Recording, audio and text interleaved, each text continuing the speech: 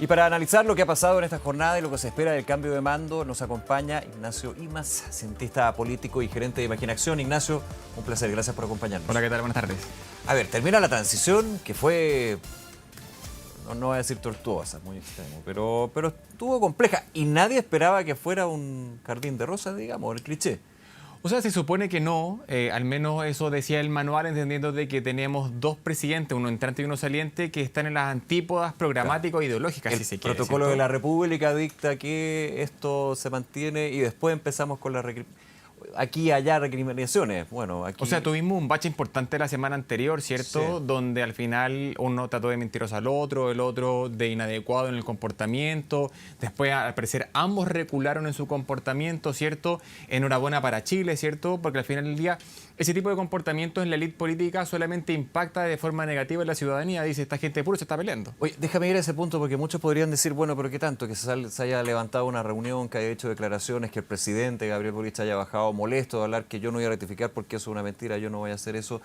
Unos dirían, bueno, pero puede ser lejana a la ciudadanía.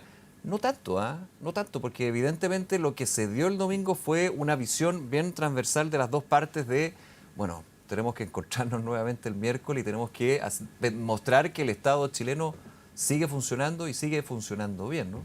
Es que el comportamiento que tuvo Boric y Kast, cierto, que parecieran como caras contrapuestas de un mismo espejo, entendiendo las características de cada uno de estos liderazgos, hacen que básicamente se incentive la polarización en la ciudadanía, porque básicamente es una política de barra brava, entendiendo de que comienzan a leonar huestes, ¿cierto?, a afianzar apoyos a sus propios comportamientos, pero al final del día hay una gran mayoría que lo que quiere es que al país le vaya bien, sea quien gobierne, y yo creo que en realidad esa es la lógica que hay que interpretar, y eso probablemente prevaleció el día domingo. A ver, y otro punto, y esto ha sido un tema de discusión desde hace varios años, y especialmente lo han reflejado las encuestas, ¿no? ¿Qué esperan ustedes? Lo voy a poner desde la óptica del Congreso. ¿Qué espera la gente? Que lleguen a acuerdos, que lleguen a buenos acuerdos, que puedan parlamentar. Eso se aplica a toda la clase política y me imagino que llevándolo a la máxima magistratura en un periodo que tuvimos dos presidentes, uno en ejercicio y uno electo. La clase política hace rato ha diluido esta característica que vimos al menos en la primera década del 2000 de acuerdos grandes de largo plazo. Los políticos al día de hoy hablan más bien La de democracia de los acuerdos.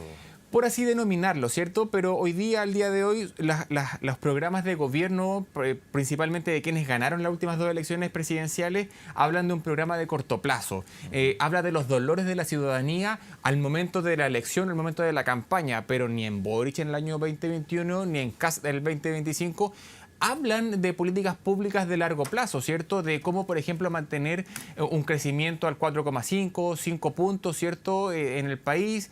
O, por ejemplo, cómo finalmente vamos a solucionar el tema de los derechos sociales, ¿cierto? Y la profundización de estos de largo plazo, si me remito a Gabriel Boric. Sí, perfecto.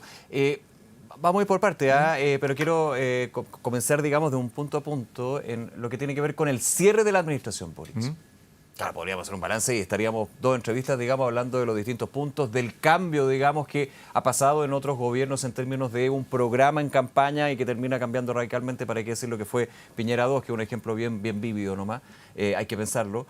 Pero lo que tiene que ver con el presidente Boric, ¿cómo evalúas tú lo que fue los 4 años? ¿Y cómo cierra el presidente Boric este paso por la moneda con una fuerza política también que llegaba al poder, pues, llegaba justamente al Palacio de Gobierno? Yo sé que es difícil pensarlo en caliente, ¿cierto? Porque estamos como todavía terminando este gobierno, todavía le quedan algunas horas, pero hay que verlo y decirlo en retrospectiva.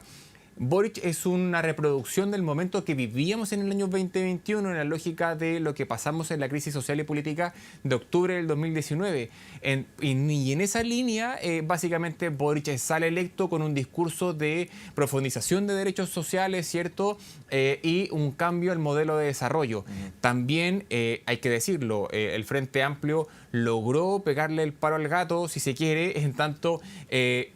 todo el espíritu que rodeó las movilizaciones masivas, dejando de lado la violencia, ¿cierto?, que hubo, que duda cabe, pero supo interpretar ese momento años antes, incluso en la candidatura de Beatriz Sánchez.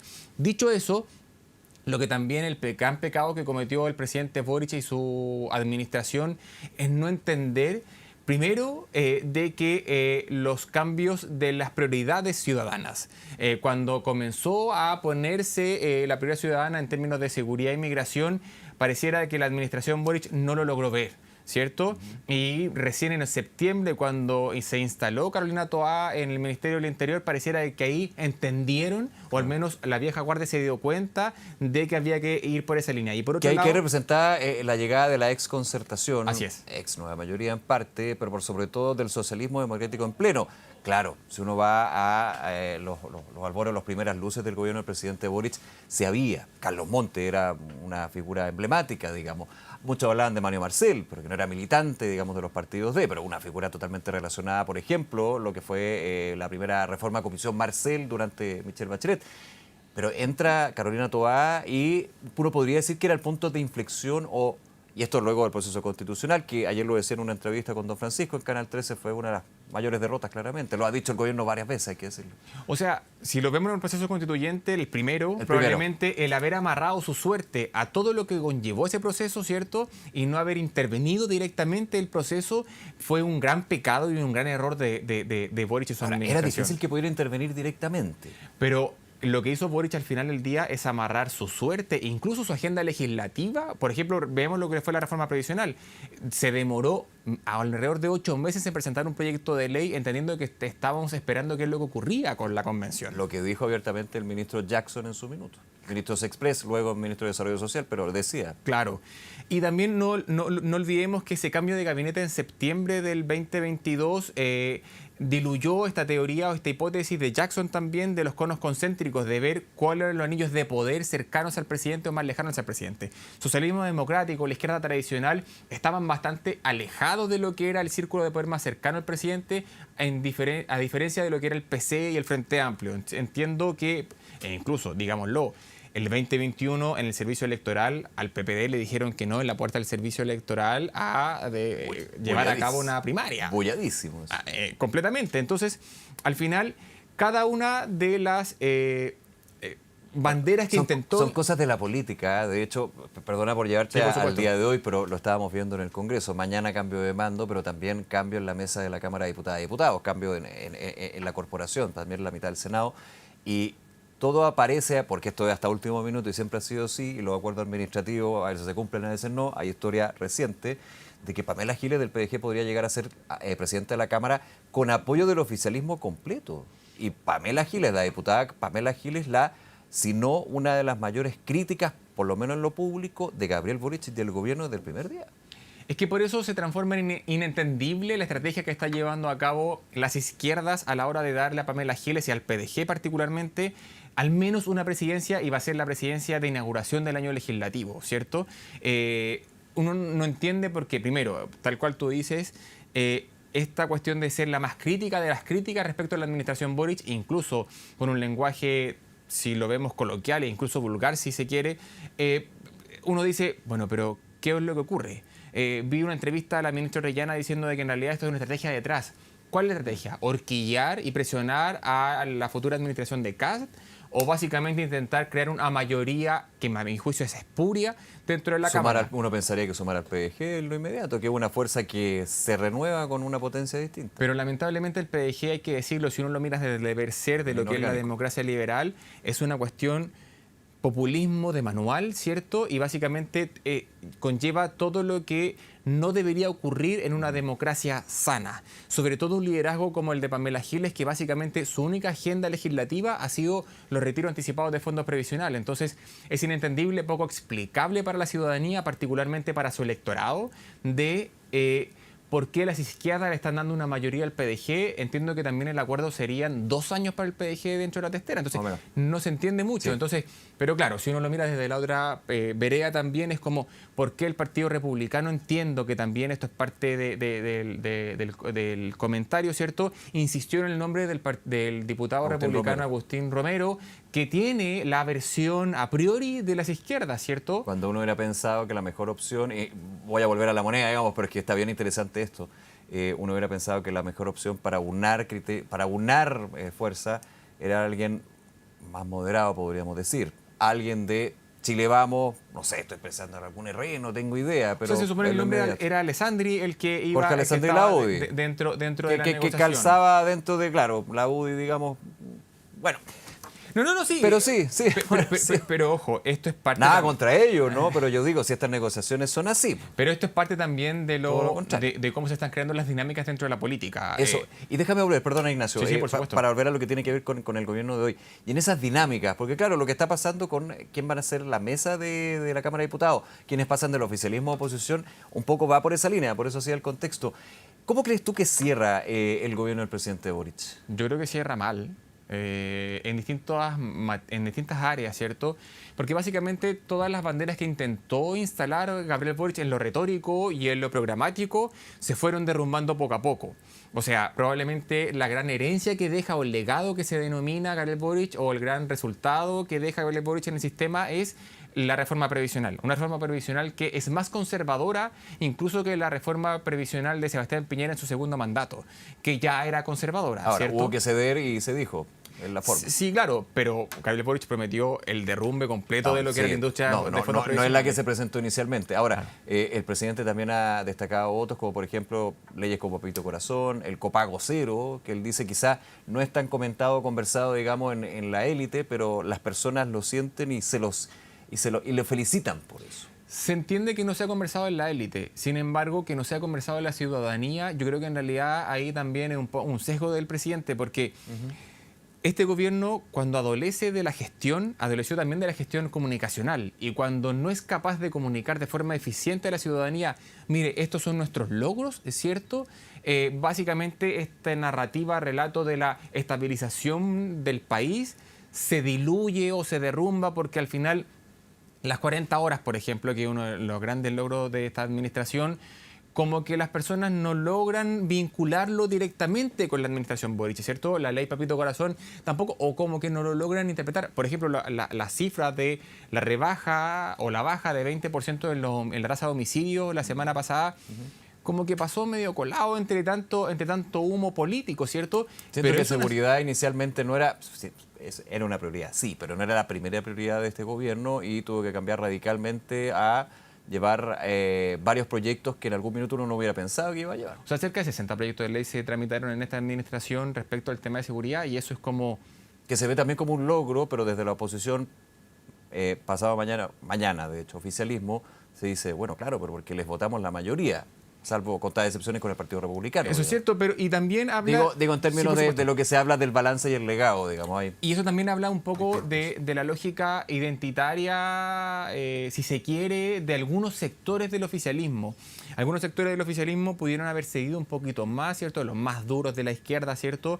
En proyectos de ley, sobre todo en materia de seguridad, entendiendo de que a la luz de los hechos y la fuerza de los hechos decía...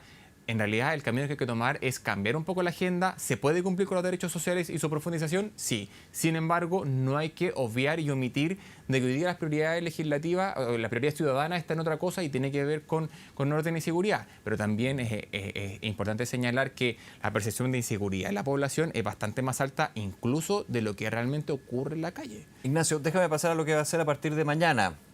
Pasadito el mediodía, digamos 1 de la tarde, quizás 2:30. Da lo mismo. Mañana. El cambio de mando. Se entrega a la banda presidencial. Sale el presidente ya José Antonio Kast. No hablábamos más del presidente electo. Se dice, claro que tiene cierta actividad evidentemente el día del cambio de mando es así, pero que llegando a la moneda ya llega a firmar decretos. Que fue toda una discusión también en campaña cuando se malentendió una frase que dijo, bueno, pero podemos gobernar por decreto. No había dicho eso, pero se entendió de esa manera. Muy al estilo Trump, decían algunos. Va a llegar a firmar decretos con distintos puntos. Hay un plan de 90 días que ha estado establecido. Se esperan proyectos como, por ejemplo, tema tributario, tema migratorio. ¿En qué pie entra el gobierno de José Antonio Kast ya a partir de mañana? ¿Por qué? Y ahí cierro, perdona. Porque cuando se le preguntaba al presidente electo, ya a sus futuros ministros y ministras, decían, lógico, bueno, a partir del 11 les vamos contando.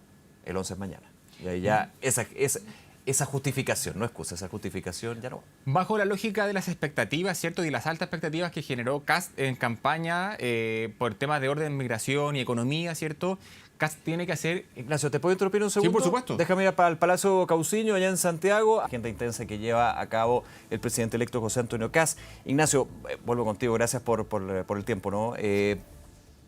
Tiene que llegar a, más allá de firmar decreto o no, a asumir y también abordar lo que son, muchos dicen, las altas expectativas que generó en campaña José Antonio Kast. Así es, así como la generó un Boric 2021, también la generó Kast en esta oportunidad.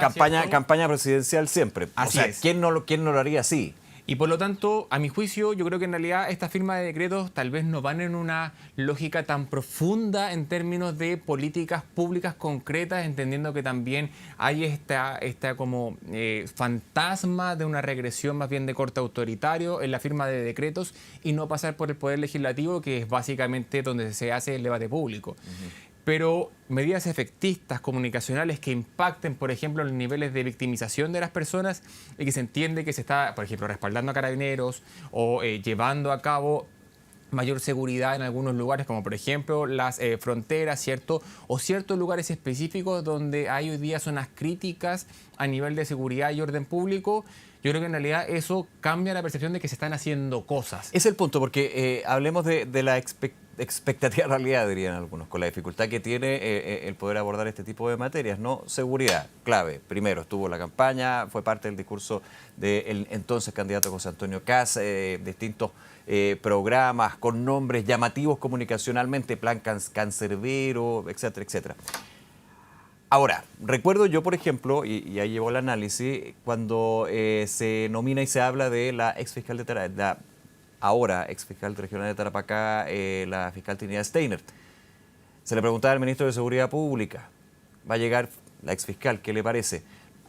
La alabó en términos de la competencia para que decir, pero dijo, pero ojo porque aquí tampoco hay que hacerse la idea, y yo espero que el gobierno y también la exfiscal lo tenga claro, y yo sé que lo tienen claro, de que no es que una exfiscal llegue al Ministerio de Seguridad Pública y haga un trabajo de persecución del delito, porque no es la labor que tiene el Ministerio de Seguridad Pública. Ahí hay una expectativa con respecto a la realidad que choca el gobierno al asumir. O sea, y además el diagnóstico... Por poner un botón de muestra. Sí, claro, el diagnóstico que tiene la nueva administración es que a ese ministerio le faltan dientes. Y entiendo que una de las pegas que tiene la nueva ministra es ponerle dientes a ese ministerio bajo la lógica de esta nueva administración. Por lo tanto, el trabajo legislativo también va a tener que ser una de las líneas de trabajo que tenga la futura ministra.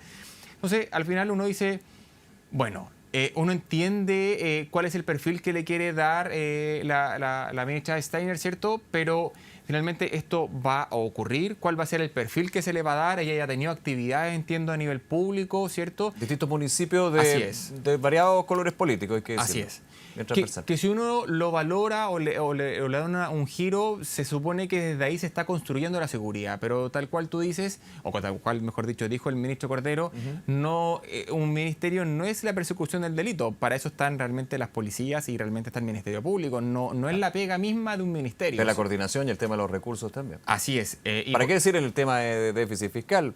Lo que tiene que ser Hacienda, Jorge Quiroz y el equipo también. 6.000 millones de dólares le tiene que quitar a... 6.000 millones, y que de hecho con la última entrega del informe de la Dirección de Presupuestos dijo en una entrevista en el Mercurio, me acuerdo, bueno, tendremos que ver un recorte ya de 3.000 millones de dólares el primer año. Y los 6.000 millones de dólares tan comentados y criticados en un sector se decían 18 meses. Es bien complejo llevar a cabo un recorte presupuestario de ese volumen porque es difícil entenderlo o tal vez explicarlo, porque el recorte de ese nivel de volumen de plata trae una posible constricción interna. Y eso significa una crisis económica interna gatillada por un mismo gobierno que le recortó mucha plata al Estado, porque finalmente, digámoslo, es plata que se mueve dentro del sistema. Claro. Entonces, sacarle esa plata al sistema puede llevar a una constricción económica, y en un escenario macroeconómico bastante complejo debido a lo que está ocurriendo en Medio Oriente, podría también apaciguar esa lógica de política de recorte. Entiendo que también el ministro Quiroz tiene la pega de llevar a cabo, al menos tal cual tú dices, 3.000 millones de dólares el primer año en todos los ministerios. eso va a abordar políticas públicas que ya se están ejecutando, ¿cierto? Beneficios sociales, que fue la crítica Porque durante 3.000 millones de campaña. dólares es mucha plata. Mucha plata. 3.000 millones de dólares. Así es. Y como que las personas no tienden a dimensionar lo que son 3.000 millones de dólares, ¿cierto? Más que la cifra. Entendiendo de lo que cuesta, por ejemplo, una PGU. No quiero recordar fantasmas de lo que fue la campaña, pero finalmente es imposible recortar esos volúmenes de plata sin recortar ciertas políticas Con públicas. pura eficiencia, digamos. Así es, porque pura eficiencia, puro recorte de lo que se denomina malamente, a mi juicio, grasa del Estado, no dan los volúmenes de montos. Ignacio, por último, y agradeciendo la conversación y el análisis, ¿no? En esta previa a lo que es el cambio de mando, hoy nos enteramos y estábamos viendo las visitas internacionales, son también muy relevantes en términos de la visión y la relación de Chile con sus vecinos o no tan vecinos, que nos viene Luis Ignacio Lula da Silva, el presidente de Brasil. Lo entregaban medios brasileños, daban a entender la posibilidad de que el haber invitado al hijo y parlamentario Flavio Bolsonaro, hijo de Jair Bolsonaro, el competidor en las elecciones, y competidor en las elecciones para la candidatura presidencial contra Lula, eso habría molestado a Luis Ignacio Lula da Silva, la invitación que le habría cursado José Antonio Kast. Sabemos que hay una relación también ahí con Jair Bolsonaro. ¿Y qué te parece que no venga el presidente Lula? Ahí yo bien hablo de los errores propios o errores no forzados de la futura administración. ¿Cuál es el perfil que le quiere dar José Antonio Kast a su presidencia? Uno que dialoga con todos, incluyendo a alguien que está en la antípodas de lo ideológico como es Lula da Silva, o finalmente seguir haciendo la política de amigos, que es imitar a Eduardo Bolsonaro, que es más importante. ¿Qué es más importante para el actual, o mejor dicho, el futuro presidente Kast?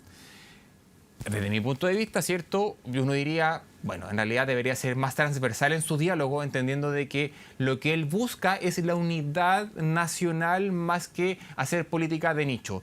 Yo creo que en realidad ahí Kast pecó de ser amigos de los amigos e incluso de amateurismo a nivel diplomático. Yo creo porque no se entiende que haya invitado, eso no se hace, literal no se hace en política, ni menos en política exterior. Uno no puede abordar la política exterior como la política doméstica. Y si uno cree que Kast va a abordar la política doméstica como la política, como lo hace la política exterior, estamos bastante mal ahí. Ignacio, agradecerte que nos haya acompañado aquí en Canal 24 No, Horas. por favor. Que te vaya muy bien. Gracias.